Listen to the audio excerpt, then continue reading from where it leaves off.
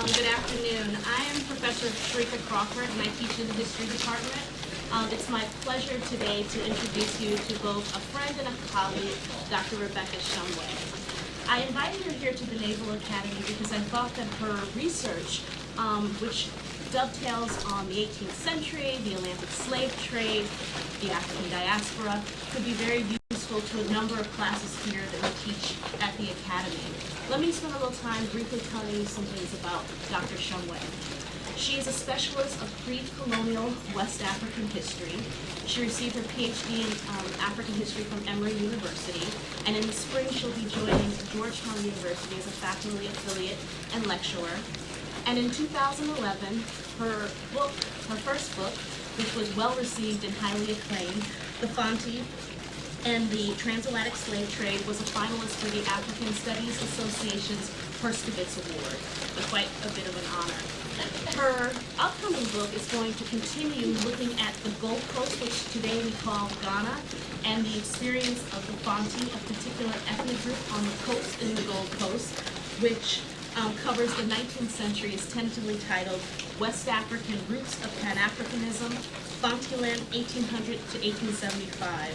For students who are in my HH262B as well as HH216, they have heard me mention many times about the Fonte and in particular Dr. Shumway's work, and so I encourage them all to ask her questions. And for those of you who are not in any of my sections, I encourage you to ask her questions after her talk. Without further ado, please welcome Dr. Rebecca Shumway.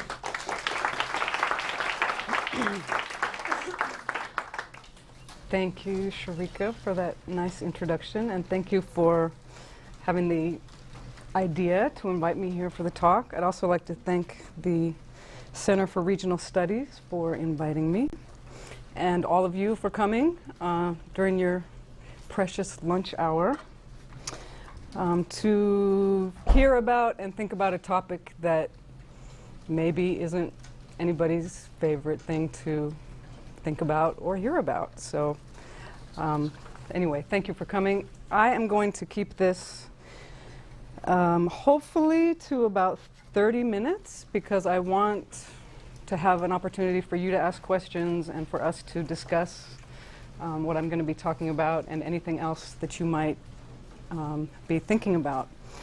So I'm going to follow this short outline.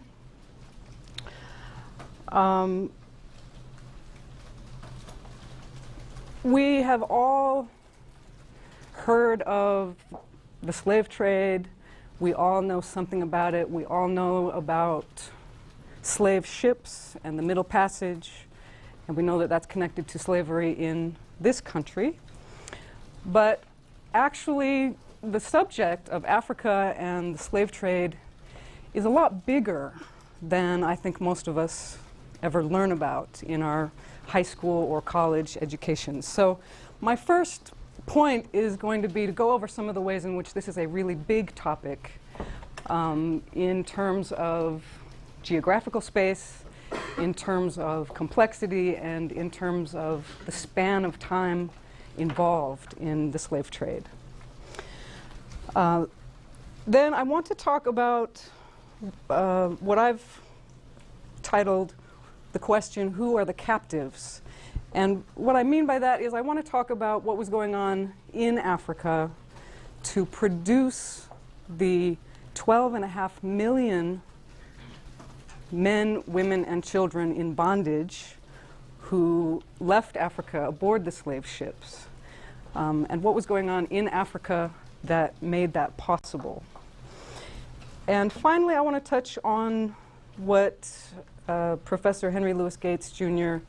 has recently called the slavery blame game, which is to talk about what all of this means in contemporary American discourse, and specifically with regards to the question of reparations.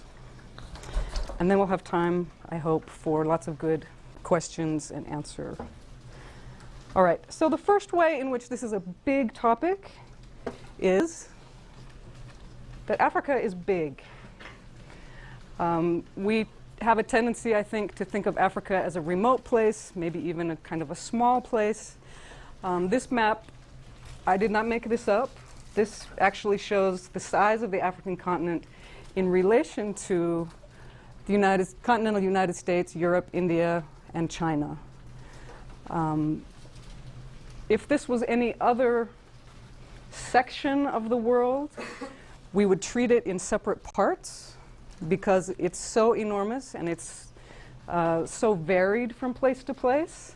But we tend to just call it Africa and assume somehow that it's one place, which is really not true. So the first point is just that Africa is big, and there's no way we could really fairly treat all the different parts of Africa with regard to any topic, much less the slave trade. But we're going to try to make some general comments about it today. Not only is Africa a large continent, it's also the part of the world that is the most culturally and linguistically diverse. So almost any part of the African continent contains and did contain historically a greater number of distinct language groups, culture groups, people with their own particular history and language and cultural practices than anywhere else in the world. So the place, for example, that I am most familiar with, Ghana, right here, is about the size of the state of Oregon. There are more than 30 languages spoken in Ghana. And that's true for most of the continent. So an enormous amount of diversity to even, you can't even talk about Ghana really as a place with a single history, much less the continent. And the histories vary even substantially. The history of the slave trade on what we call the Gold Coast is very different from the history of the slave trade in the Bight of Biafra and Benin, just slightly down the coast in terms of the political changes going on in the interior, how people lost their freedom, who they were sold to, and why. So I just want to make sure there's an appreciation for the different experiences. If you really want to understand this topic, you have to get local knowledge of the particular place that you're thinking about or going to. Apart from it being a big topic in terms of Africa, this is also a big topic because there wasn't just one slave trade that involved Africa. There were multiple slave trades. The one that we're going to focus on today, and the one that most of us know something about already, is the trade across the Atlantic, commonly referred to as the transatlantic slave trade. And that is the trade that I'll be talking about that involved 12.5 million African captives leaving Africa and heading westward. But before the transatlantic slave trade, there was slavery in Africa, just like there was slavery in Europe and in the Americas and in Asia. There was also some slave trading within Africa, and there was an export trade in enslaved Africans that was directed northward and eastward rather than westward. So the trade across the Sahara probably goes back to ancient Egyptian times. The trade around the Indian Ocean also predates the transatlantic slave trade. These trades were smaller. They involved much smaller numbers of people. When we think of the transatlantic slave trade, we think of slave ships packed with hundreds of people. These trades were much smaller than that, but they lasted a much longer period of time, from ancient times to the 19th century, whereas the transatlantic slave trade is a mere 400 years. Okay.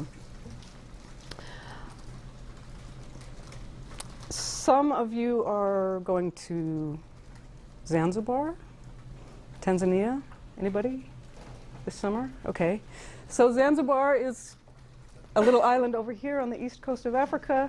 It's commonly known for having been a major slave trading island, and Zanzibar was part of this eastern trade that was primarily taking captives to urban centers in the Middle East, or what we might call the Islamic world.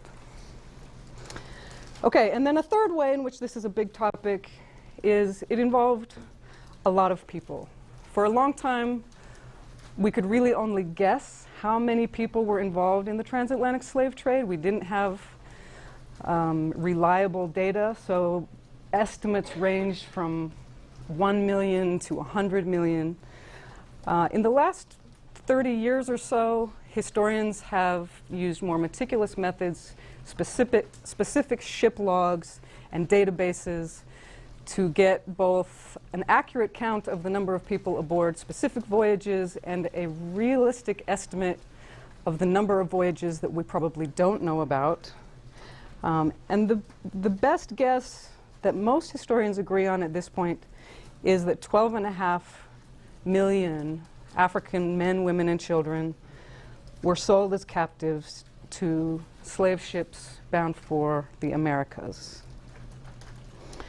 We also know that millions more people died in Africa as a result of the wars that were associated with the violence that was prompted by the market for slaves, and as a result of people fleeing their homes in an effort to avoid being captured and sold into slavery.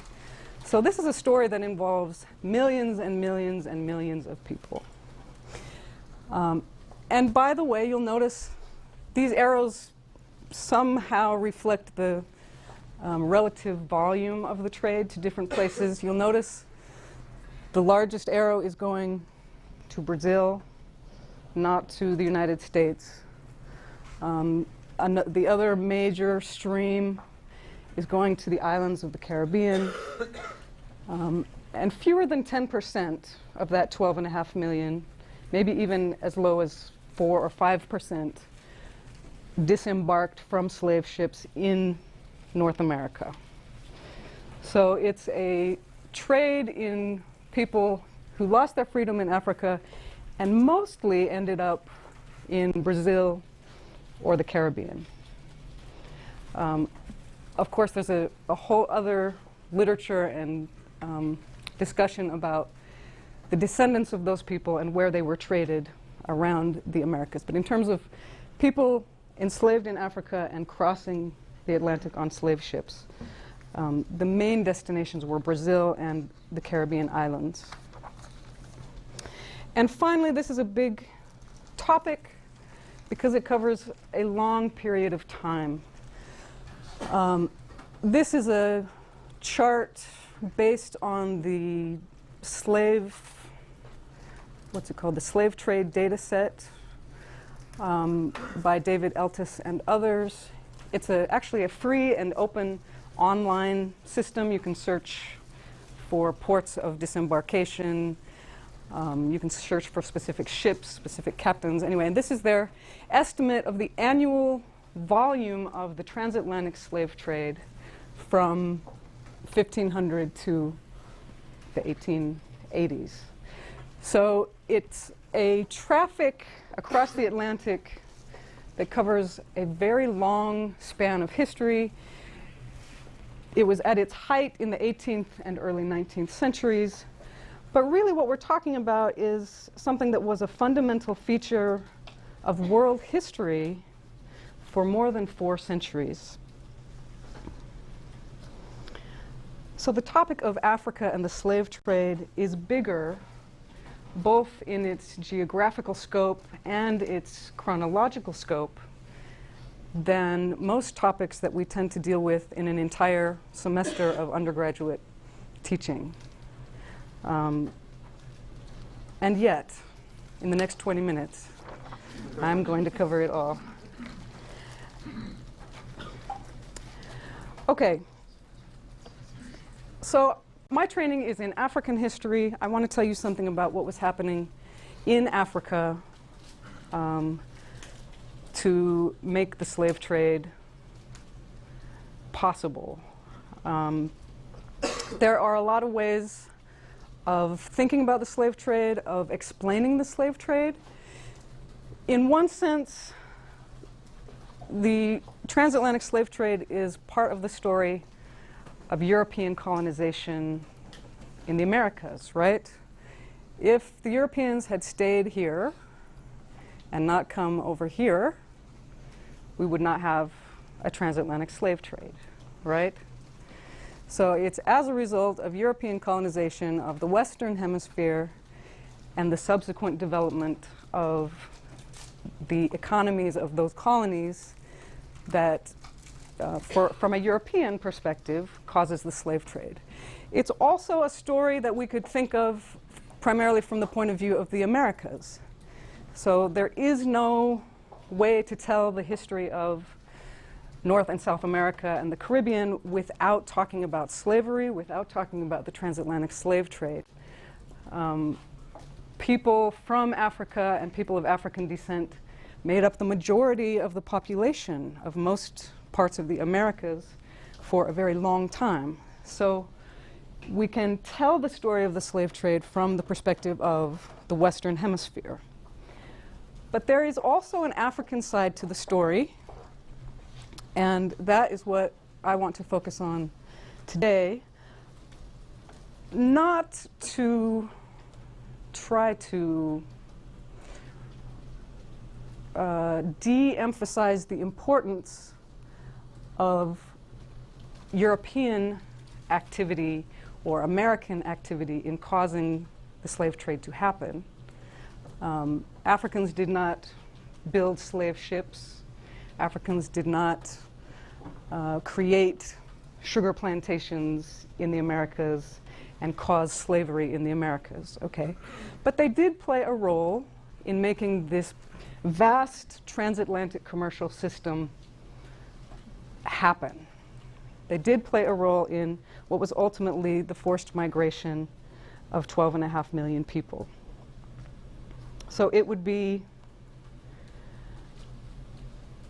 simplistic to think that there wasn't an African side of the story.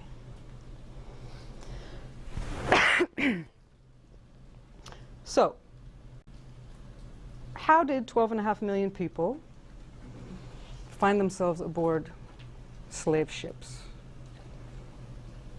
These are 12.5 million people who were born free, not born into slavery, born free, living in many, if not all, parts of the African continent. How did they lose their freedom? Anybody have an idea? Yes? So it's kind of tradition that if you beat a tribe or you conquered a tribe, that you will win a slave population. Okay. So tribal warfare. Yes, thank you. Many of us grew up with a notion that the white man went to Africa and captured the Africans, put them on the slave ships, and took them to the Americas.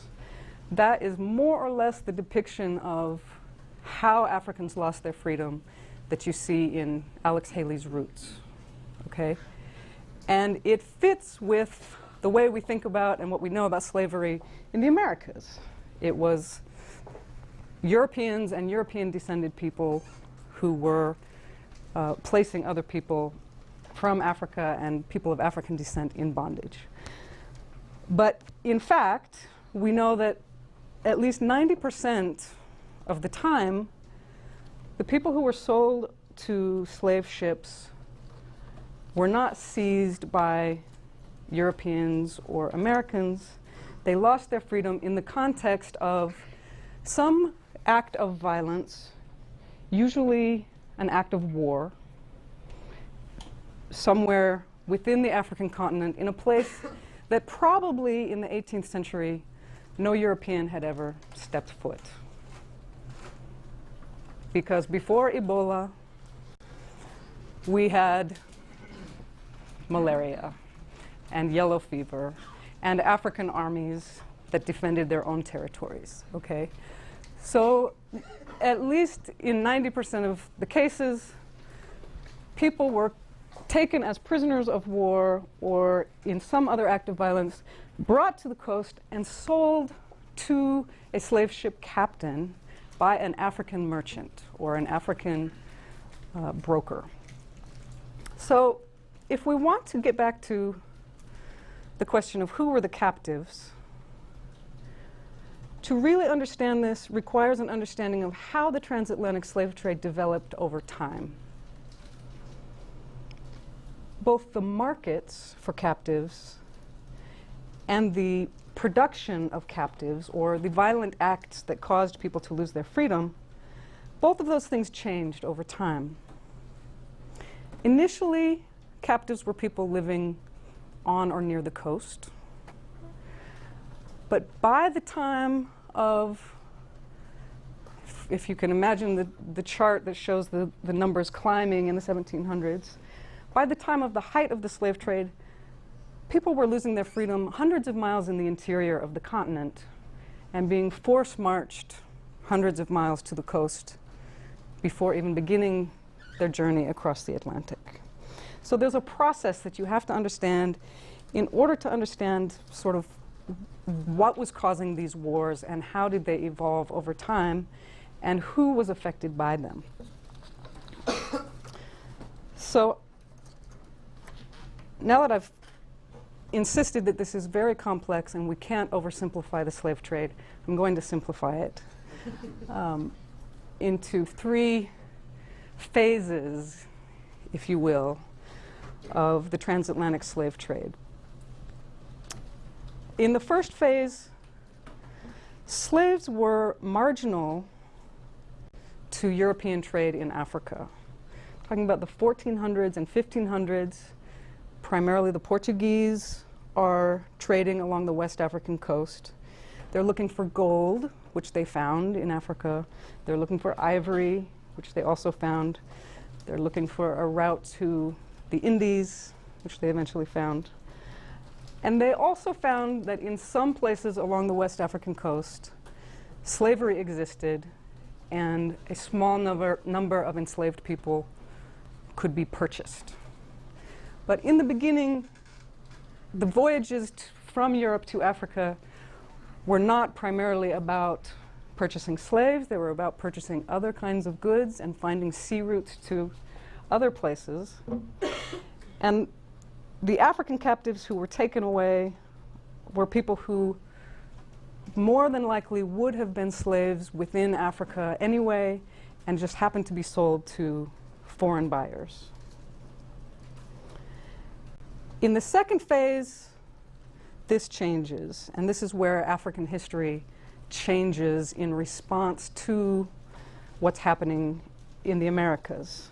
So as European colonies in the Americas and the Caribbean developed in the 1600s and 1700s, European and American ships were chartered specifically to go to Africa, to purchase slaves, to provide the labor for the mines and the plantations in the Americas. So this creates a new market, a much, much larger, in fact, insatiable market for African captives along the West African coast.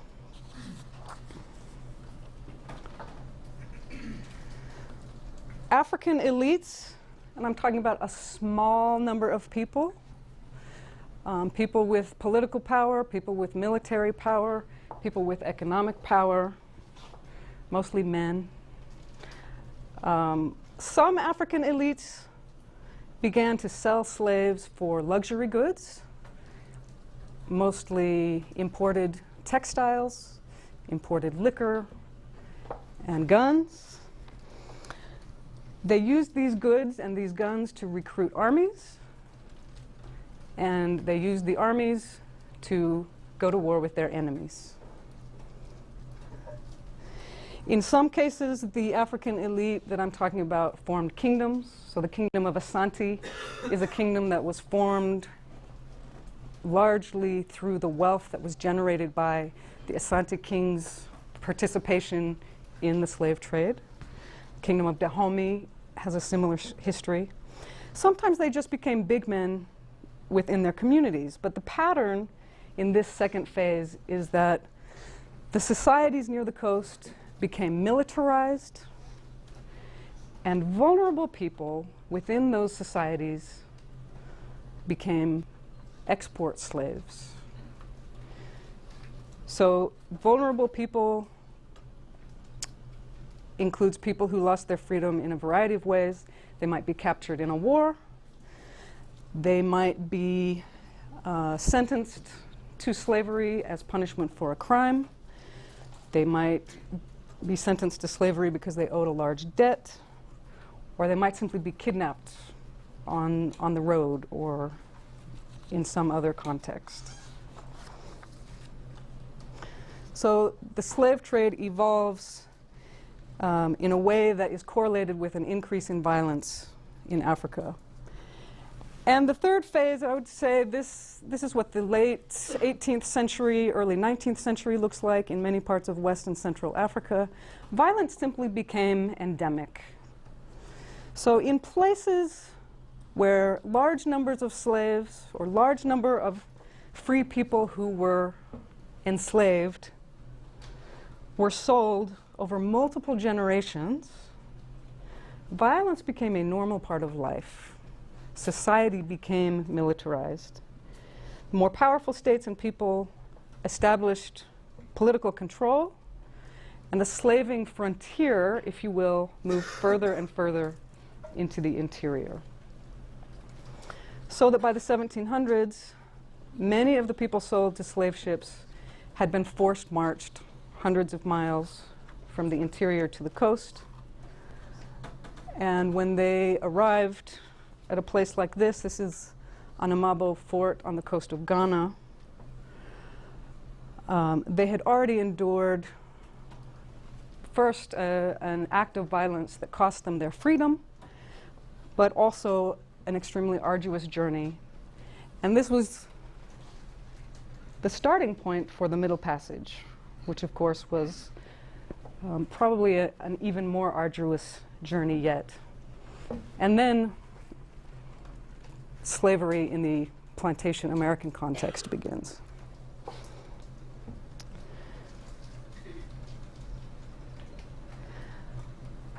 Okay, so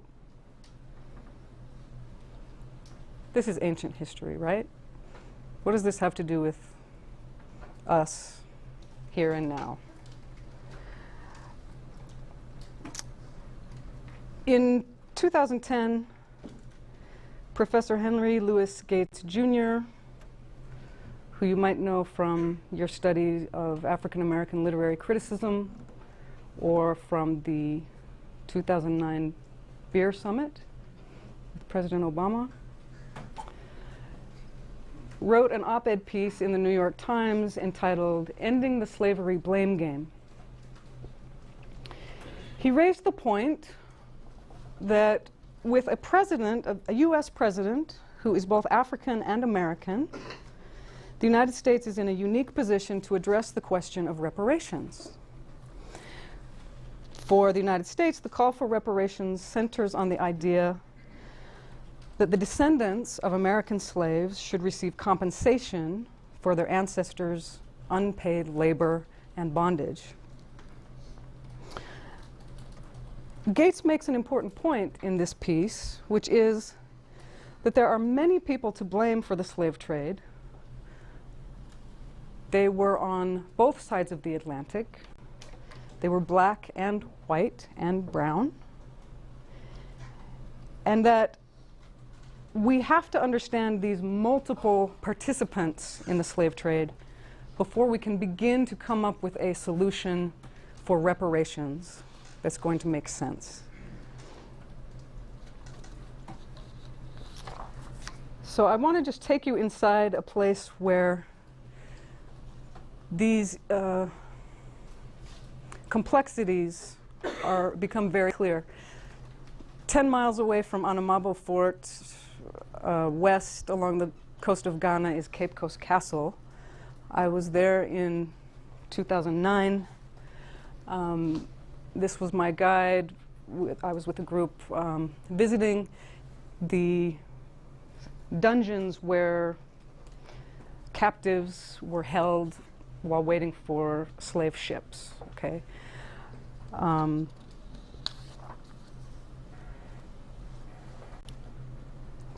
The Obamas had recently visited Cape Coast Castle, you may remember.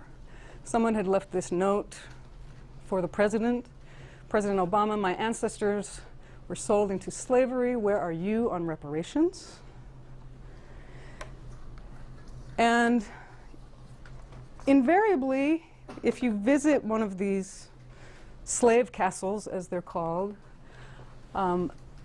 someone always asks the guide eventually, how did the captives wind up here in these dungeons? And the guide, who's a Ghanaian, always has the uncomfortable job of explaining that there were wars in the interior. And in fact, the forts, the Europeans who ran the forts, inhabited the forts, stayed in the forts and purchased captives from, in this case, primarily Fanti merchants who had themselves purchased captives at slave markets in the interior. And in many cases, these were people who had been raided or invaded by the Asante Kingdom or another large military force in the interior of Ghana. So the question is not the one that I often get from students: why did Africans sell each other into slavery? That is not the question, because Africans didn't sell each other into slavery. Africans sold their enemies into slavery. The question rather is, what was happening to cause the wars? What was happening to cause the violence? How did each particular society in Africa cope with the situation that was created by this much larger transatlantic dynamic? Okay, I did pretty good. That was exactly 30 minutes. I stole the title of the talk from this book by Lisa Lindsay, which I recommend. And here's the citation for the Gates essay, if you'd like to read it. So, questions, comments? Yes? Ma'am, how long was slaves have to wait in like the dungeon castles? That is a good question. It varied a lot. So they were waiting for a transaction to occur with a slave ship. Sometimes there would be a slave ship waiting, so there weren't enough people available for sale. And as soon as people came from the interior markets, they would be sold to the slave ships. But sometimes they waited months. Many people died in the dungeons waiting. So I don't know if there's an average. My sense is they often were in there for a while. Not necessarily because there wasn't a buyer, but because the buyers and sellers were not agreeing on prices, or they were trying to... one of the things about the Gold Coast in particular, the African merchants insisted on a particular assortment of trade goods. So, for example, they would not sell slaves unless one of the things they were getting in return included guns and gunpowder. So you couldn't just show up with whatever and make your purchase. The merchants were expecting a particular assortment of things, and they would wait for someone else to come and bring what they wanted. So it could be a very long time. I know this discusses the transatlantic slave trade, But as we got to the later years of the 19th century, as Japan and China became larger economic players in the world, one of the first slides showed all of it going towards the Western nation. Was there a reason why Japan and China never really tried to get into the slave trade?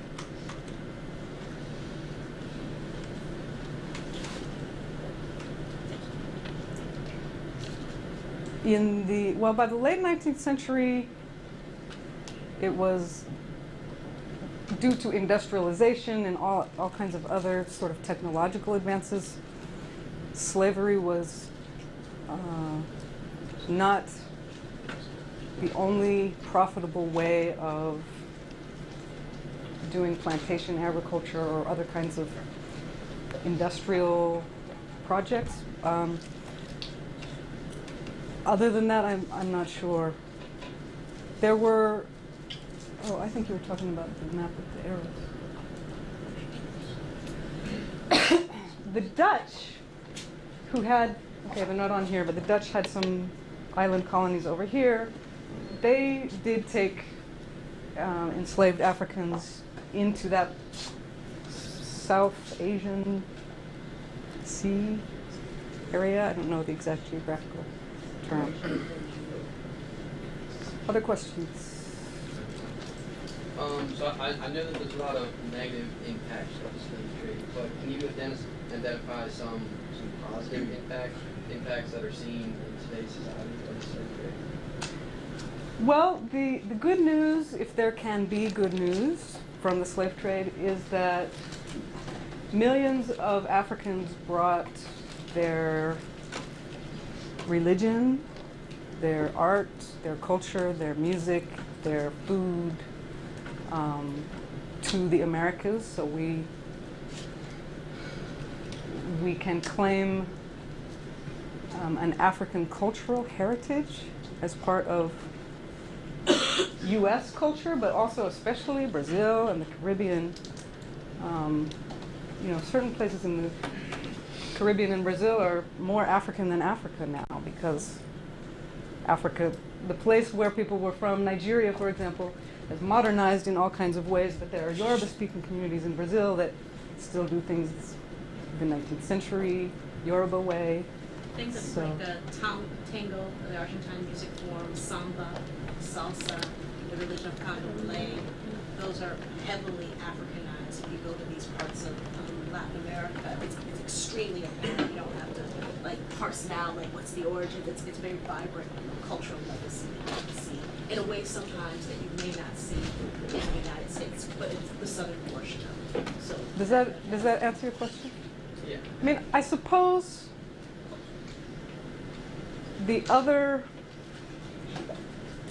good thing that came out of the slave trade, if the concentration of wealth in the hands of a tiny elite group of people is a good thing, if capitalism is a good thing, then in a way you could claim that as a benefit. I mean, the people who were making money from the slave trade were mostly the people who were making their fortunes from this were almost all of them living in Europe. They were bankers and business people in France and England and the Netherlands who accumulated vast fortunes. If you go to visit France and see these amazing castles and things that were built in the 18th century with just lacy stone architecture and massive gardens and things, those were built by Europeans who made enormous fortunes in the 18th century from both sponsoring slave voyages and owning plantations where the enslaved people worked. So it made a tiny number of people, it made them a lot of money. The whole system did. From a human rights point of view, that doesn't outweigh the downside, I don't think. But you know, somebody thought it was good, right? Because they did it, they kept doing it for a long time. You gave a figure of 12.5 million slaves who were brought from Africa to the New World. Is there any agreement on estimate of mortality rates?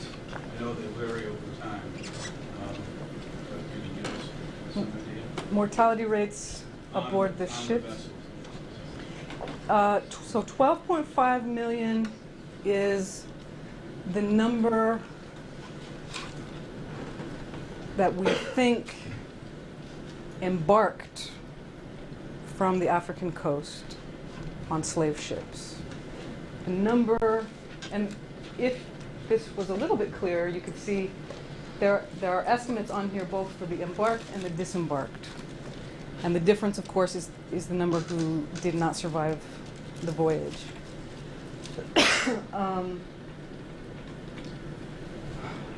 What is the going estimate of mortality? It's a lot. I mean, there were many, many voyages where everyone perished. There were many voyages where the crew perished. There were some lucky voyages where only a small number of people perished. But the average is probably somewhere around 20%, maybe? Do you? In the real numbers who arrive once they get here, is that the question? What percentage died crossing the 20% is a good 20%? consensus. But again, there were many voyages that was much higher mortality than that. Man, we see a pretty steady rise from about 1600 on towards the end of the slave trade, except for a couple of multi-year, like pretty dramatic drops. Is that thought to be a natural economic issue, or is there something else going on, like in the 1770s or right after 1800, that causes these? There was something going on in the 1770s.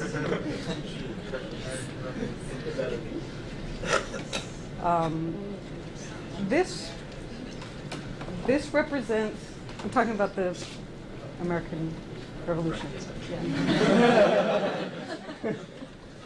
The main slave trading nation in the 1800s was Britain. That's sort of the height of the British whatever. So I think what you're seeing, at least right here, is disruption associated with other kinds of commitments. If you go to this web page and you click on estimates, because this is the estimates, so it includes the data that they have in the database, ship by ship, log by log, as well as the estimate based on someone's historical analysis of, in that year there were probably this many vessels. You know, the Brazilians, for example, often didn't leave records of their voyages, so there's an estimate. But you can go to this page and you can look at this chart, and each of these actually corresponds to a little historical note that tells you what was happening in that year. So some of those answers are on the website. Mr. Blanchard, it wouldn't just be the American Revolution, you would also put it in the context of the Asian Revolution, so it would be the French, and then subsequently you have the Haitian Revolution is a disruption, because at the end of the Haitian Revolution, it's a situation where slaves are able to free themselves, break the institution, and create an independent nation in 1804, and then there's ramifications and disruptions and how they're going to avert and then rebound from that. So it's not just American, but it'll be all three of those cases. It'll be pretty disruptive. Hi. I'm curious about the way you're using alternative African captivity and slavery. I think something that's very important that you miss because you don't have time, I hope, is that maybe you should have talked a bit about African captivity in the context, and also before slavery. That would have been very important for us to understand, the difference between captivity and also slavery. David, I think one historian, Basil Davidson, has written African slavery during, I can't remember the title, but the author is Basil Davidson. And he talked about the difference between captivity and slavery. And it's very important to establish that difference, because to him, captivity is akin to European serfdom, I think, which was really in the, I think, 18th century, really important in those societies, because the majority of Europeans were, in that category. So I was thinking that also one of the major differences between captivity, and don't get me wrong, I'm not saying that captivity is something good. One of the major differences between captivity and slavery is that captivity on the African continent was never, racist or about, how should I say, about color, because I come from West Africa. The slaves could be white, Arabs, they could be Tuareg, they could be black people. And there are many, many reasons. Somebody gave one example worse. There are many, many reasons why somebody can become a captive. So that's all I wanted to, if you have a reason why you're talking about captive and slaves, because to many Africans and scholars, there is a big difference between, slavery and captivity. Yes. Slavery was brutal, and so I don't want to take your time. Thank you for that comment. That is an extremely important point. So when I say, let me get to a,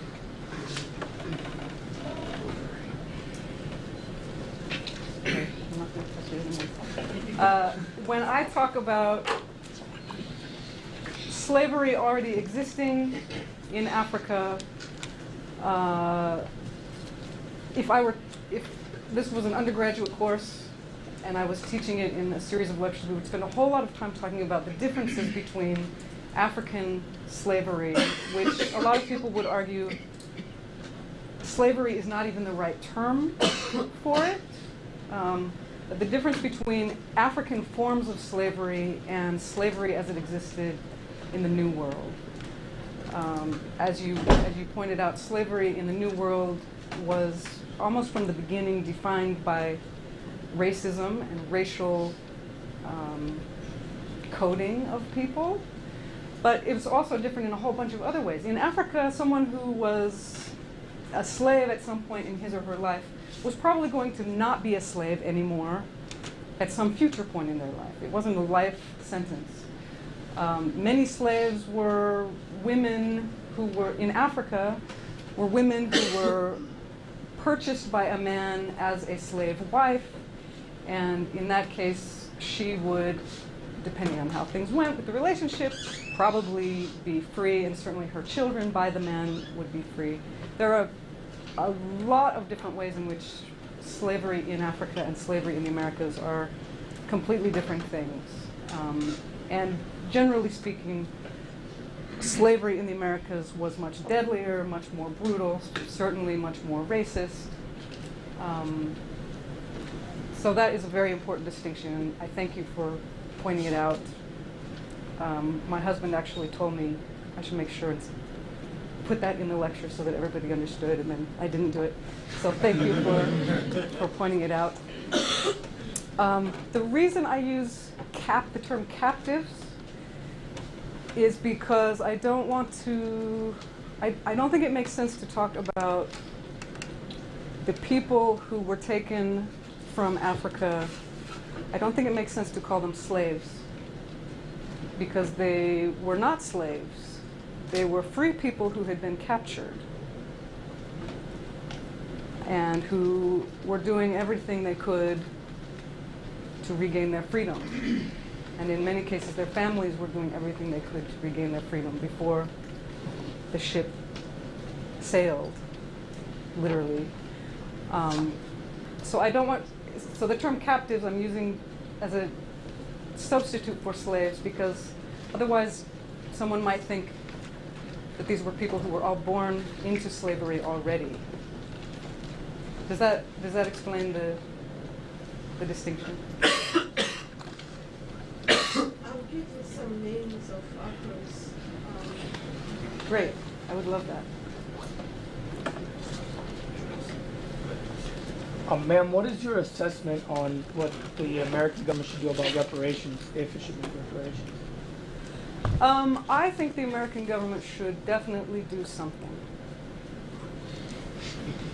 And I think there need to be a lot of conversations involving a lot of people to figure out what that is.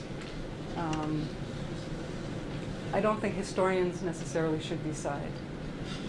But we're good at some things, we're not always good at everything. So I think they should do something. I don't know what.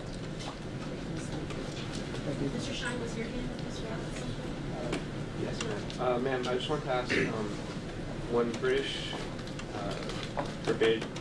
when England forbade the slave trade in the early 1800s, and when America followed suit half a century later or so, what do you think were some of the immediate effects on the local elite, who certainly didn't want to give up any of their financial interests within the slave trade?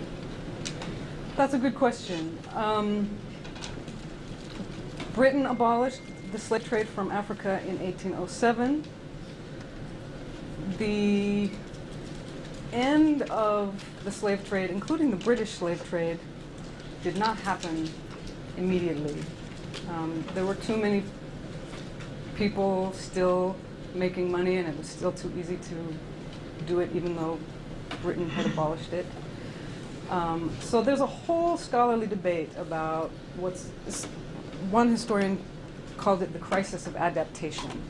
So the one extreme view is that West African economies just fell apart because they didn't have this export trade to go on anymore. Most historians think, and this is another place in which understanding the local situation is essential, because it was different from one place to another. Some states fell apart, partly because the slave trade ended.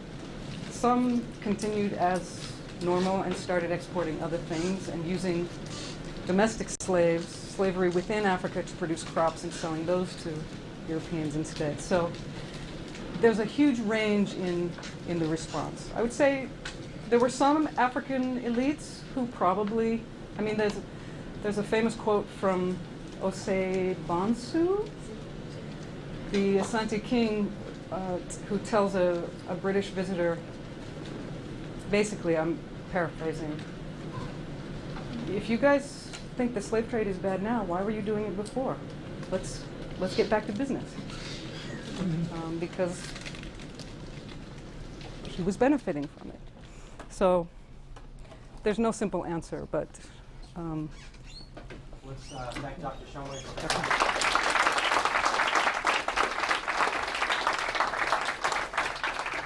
on behalf of the Naval Academy and the Center for Regional Studies, oh, this is a photo album. Thank you. Nice. Thank you.